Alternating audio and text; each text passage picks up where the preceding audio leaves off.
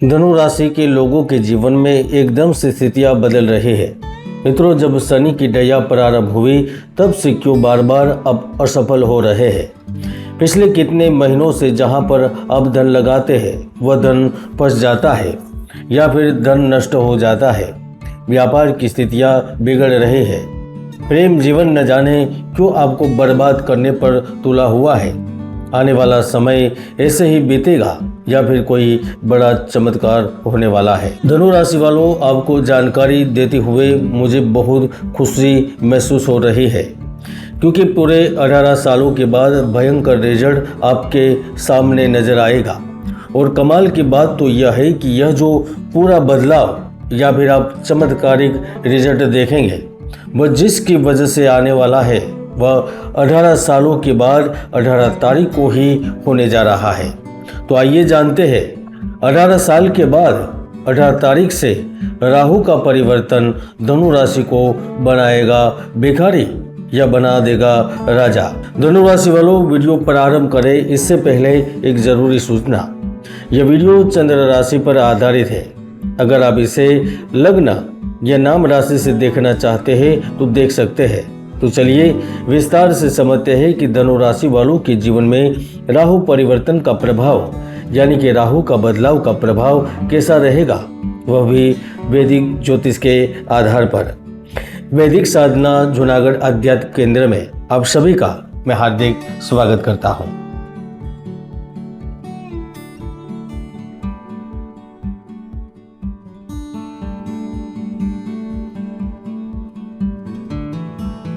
चलिए सबसे पहले बात करते हैं आखिरकार राहु का परिवर्तन दोनों राशि वालों के लिए इतना महत्वपूर्ण क्यों है। हमें लिखना पड़ा कि राहु बनाएगा राजा या बनाएगा भिखारी, तो इसके पीछे की वजह क्या है, ध्यान से सुनिए।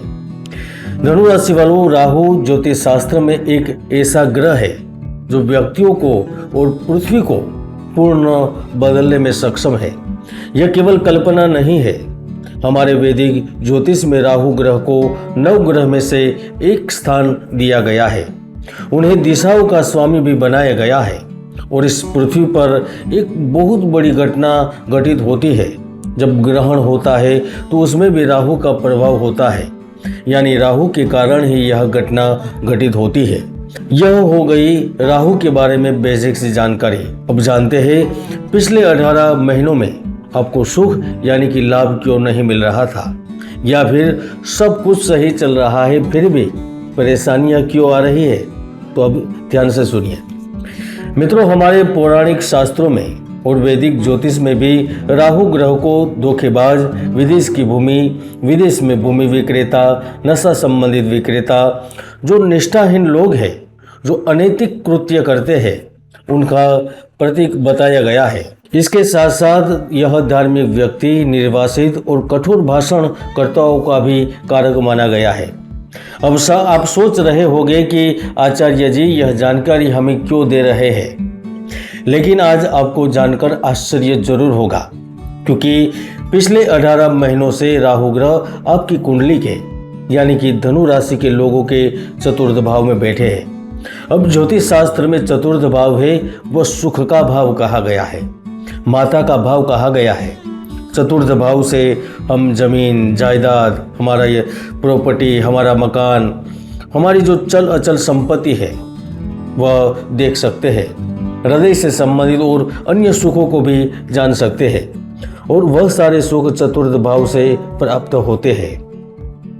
ऐसे में इन पिछले 18 महीनों में राहु का मीन राशि में गोचर और आपके चतुर्थ भाव में उपस्थित होना ही आपके जीवन में सभी चल रही बाधाओं का कारण था। यही स्थिति थी जो आपको पिछले 1.5 वर्षों से परेशान कर रही थी। अब आप जान चुके हैं कि पिछली परिस्थितियों का कारण क्या था। तो चलिए अब हम बात करेंगे 18 मई से राहु का परिवर्तन होगा तो अगले 18 महीने धनु राशि वालों के साथ क्या क्या होगा, क्या क्या घटित होगा, उनकी जानकारी।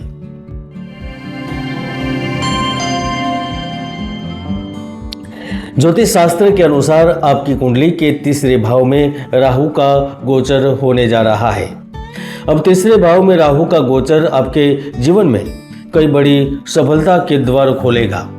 आपके लिए इतने कार्य उपलब्ध होंगे कि आप फ्री होने के लिए तरस जाएंगे।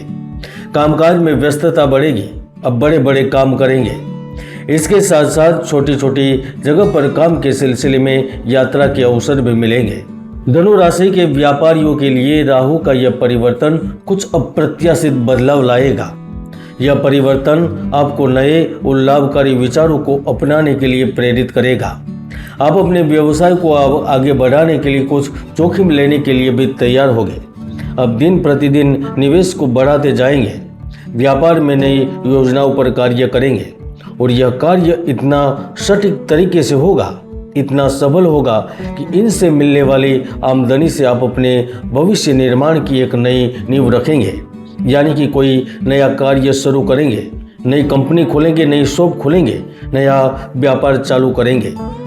जिनका कार्य यात्रा का है, जो एक गांव से दूसरे शहर तक लोगों को पहुंचाते हैं, सामान को पहुंचाते हैं, टूर एंड ट्रेवल से संबंध रखते हैं, जो लोग बाइक, मोटर, बस, ट्रक, हेलीकॉप्टर, एरोप्लेन, यहाँ तक समुद्र में चलने वाली छोटी नाव से लेकर बड़े जहाज तक जिन लोगों का डायरेक्ट या इनडायरेक्ट संबंध होगा, वह इस आने वाले 18 महीनों में सफलता के ऐसे शिखर तक पहुंचेंगे जिनकी आप कल्पना भी नहीं कर सकते।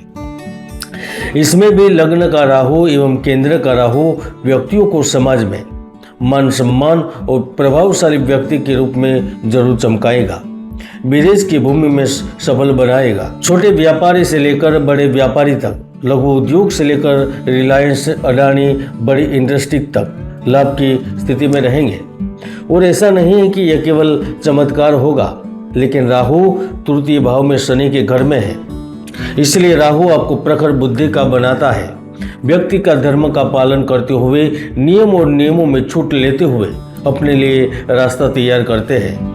इसलिए 18 मई से राहु आपको नए लोगों से जुड़ने और नए बाजारों में प्रवेश करने के बड़े बड़े अवसर देगा और धीरे धीरे अटके हुए धन को फिर से वापस दिलाएगा।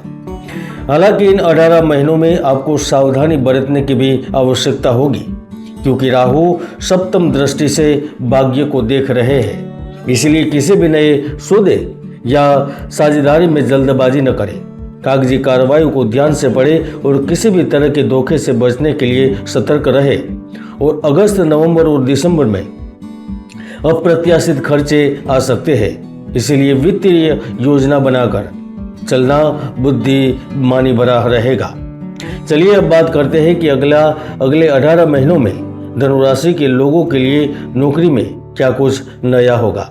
वैसे भी आप धनु राशि के लोग हैं, इसलिए पद और स्थान आपका जन्मसिद्ध अधिकार है।